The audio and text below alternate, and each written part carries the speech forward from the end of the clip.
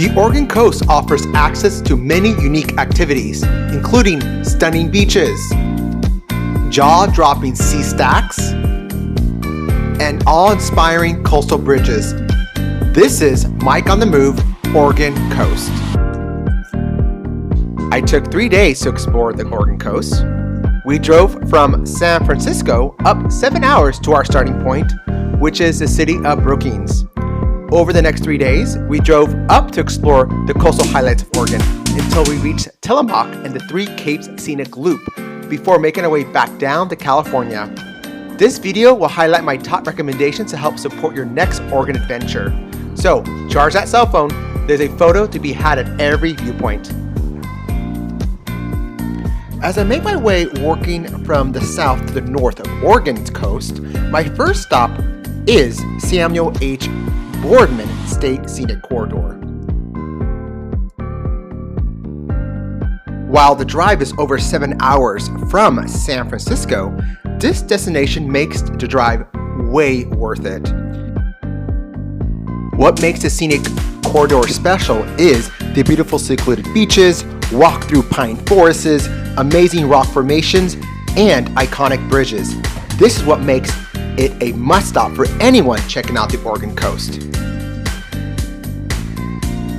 Now, this Scenic Corridor is a 12-mile stretch off of Highway 101, which delivers gorgeous views. I actually say that this is a scenic wonderland just waiting for you all to see. This part of the coast geology provides several different parks like Lone Ranch Beach. This beach has it all: easy access, picnic tables, sandy beaches, rocks to climb. I mean, it's something for everybody. The day I took this tour video, the fog was just rolling in, and it got a little bit breezy, but don't let that turn you away. Southern Oregon is blessed with some of the most incredible coastline and gorgeous beaches, and this one is a must-see. Also important to note, this is a dog-friendly beach, so walk around the rock points and you'll have the world to yourself. Gosh, I shouldn't give you all my secrets, but enjoy. Now, still continuing part of the Samuel Boardman Scenic Corridor is a massive rock arch standing along the Oregon coastline. This is Arch Rock. Given that there are so many things to see and do along the Oregon coast, this one is an easy and quick visit, accessible from the highway, with many picnic tables shaded under a coastal forest, great for anyone looking to enjoy a pleasant stop along the Oregon coast. From the parking lot, you will find a small loop trail that winds around a cliff edge, providing awesome views of Arch Rock.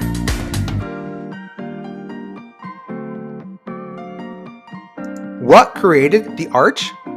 Thousands of years of erosion from winds and waves grinded down rock to create this beautiful feature. Now, only the strongest parts of rock remain even after the shoreline has receded hundreds of feet. Arch Rock is considered to be the strongest piece of rock that remains from many, many years of erosion. Luckily for all of us, this arch should last for another couple more thousand years. So make sure to come out and check it out for yourself.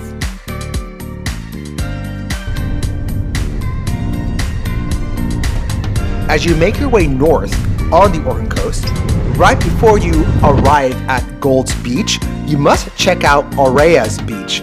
Like most of the Oregon coast beaches, Alsea's Beach has some stunning rock formations that you must check out.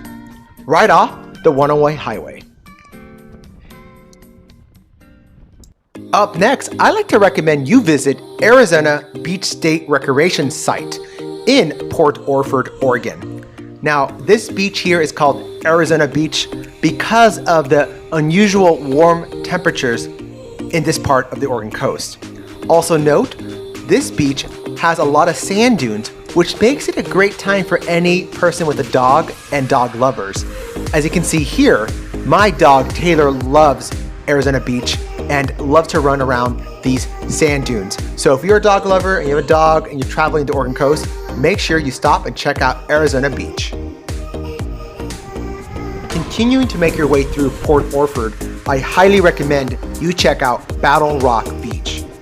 This is named for the historic battle that took place where the Quattaman Native Americans fought Captain William Teschner and his army in 1850. Visiting Battle Rock Beach has a lot of historical context. It's a very sad history, similar to many other US cities, right? Battle Rock dedicated to the European settlers who stole the land and killed thousands of Native Americans. Again, lots of historical context here, but just note, also, the beach and views here are breathtaking, so make time to check out this location. As we continue north, we stop at the city of Branding to check out Face Rock Scenic Viewpoint. This beach and viewpoint is another must in your Oregon adventure. Now, there's also a flight of stairs right on the south side of the viewpoint that allows you easy access to the beach. If you can't do the stairs, your viewpoint is well worth it. Also, note that there's a Native American legend about this spot. Some say they can hear a young woman's voice in the wind. They also say standing on the cliff overlooking the rock, you can easily pick out the face of the young girl too. Something to consider when you come and visit. My viewpoints throughout Oregon are getting better and better. Alright, so this is the Lighthouse Vantage Point, one of the best and easily one of the most iconic roadside viewpoints. The pullout for this viewpoint is just off Highway 101 and just a few miles north of the city of Florence. And this provides first-hand glimpse to the most pictured view of the Hisetta Head and the 1894 Hisetta Head Lighthouse when looking north. Check that out. What a beautiful view.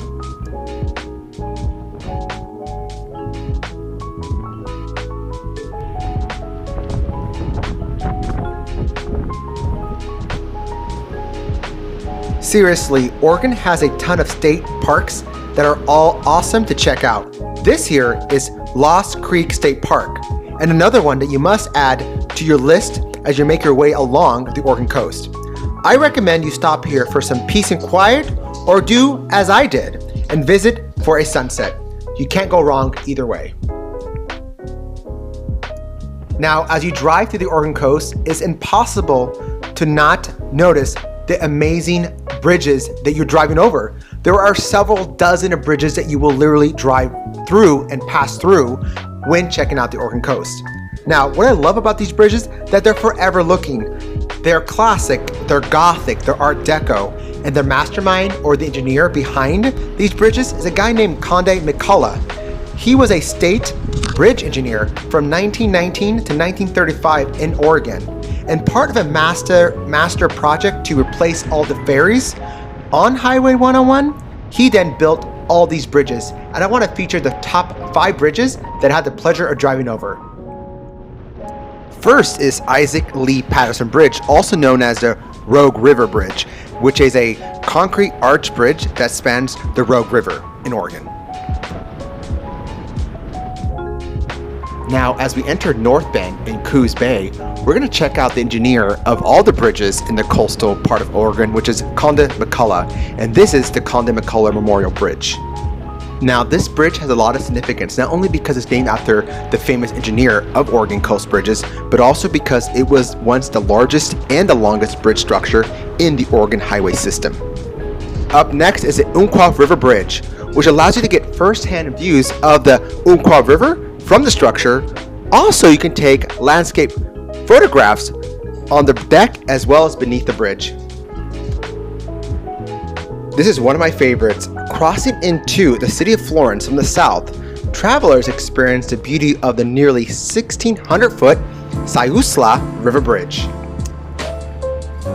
What makes this bridge one of my favorites is the approach and the many decorative touches, including the towers when you approach the bridge, the ornate railings, and the 4 Art Deco towers designed to house lodging for the operator and mechanical equipment.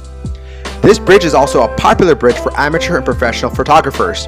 One of the best places to take the perfect shot is from Bay Street in Old Town Florence. My next and last bridge to feature is Alsea Bay Bridge. Now, on the south end of the bridge, you'll find Alsea Bay Historic Center. As you approach the bridge, you'll note that this bridge replaces McCullough's old bridge, which was originally built in 1936, with a new bridge in 1991 after years of costly maintenance. Up next, I want to share with you what most visitors who come here year after year only share with their closest friends and family. Located on the Oregon coast between Tillamook and Lincoln City, this is Pacific City. Pacific City has been known for over 100 years as a quaint fishing village and a vacation destination for the locals. What makes this place very unique and special is the geological and geographical location. Pacific City is part of Cape Cowanda, which is part of the Three Capes Scenic Route. Cape Cowanda is the smallest of 3 capes, but one of the best capes to visit in Oregon. This city has it all. It has beaches, spectacular capes, parks, campgrounds, hotels, motels, shops, and restaurants in a small city of about 900 people. This is what makes Pacific City a perfect secret destination. Only 3 miles from Highway 101, Pacific City is sort of one of those places that's considered off the beaten path and most people do not make time to visit. So after driving hundreds of miles along the Oregon coast, Pacific City is my most favorite destination because it's a perfect place to relax, enjoy time at the beach, and especially for my dog Taylor, who's definitely loving it here too.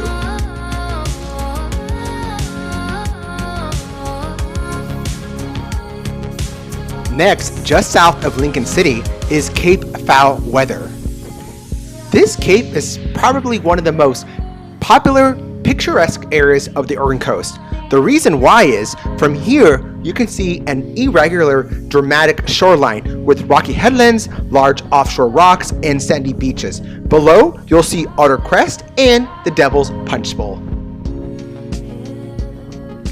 This headland, known as the Devil's Punch Bowl, south of Otter Crest, shows very clearly the layers of rock found in sedimentary rock. The hole that makes up the Devil's Punch Bowl is the result of erosion caused by water movement over hundreds and thousands of years. So this is definitely worth a visit if you're going up or down the Oregon Coast Highway. This is definitely an interesting geological formation wonder. Now also note that there is plenty of free parking and free restrooms. Also, there are staircases down to the beach to visit the Punch Bowl up close while maintaining social distancing. After working up an appetite checking out the Devil's Punch Bowl, make your way over to Moes, which is literally just a few hundred feet away from the site, where you can find a warm red bowl of clam chowder.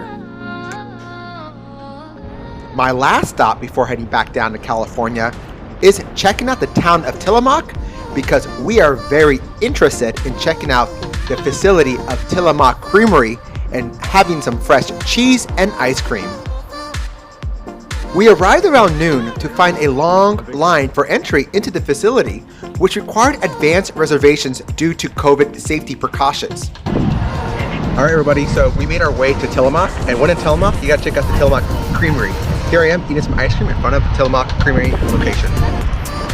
We were able, at least, to stop by for some ice cream at the ice cream shop on site with no reservations and long lines.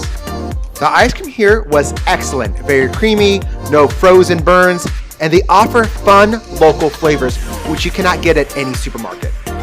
And as of today, according to the Tillamook Creamery website, they are now allowing self-guided tours. So make your way over to Tillamook and have some ice cream, taste some cheese, and have a good time. So there you have it, folks. I hope you enjoyed my video. If so, subscribe to Mike on the Move so I can keep you posted on my latest videos and adventures. I'll look forward to seeing you all soon. Stay safe and stay well.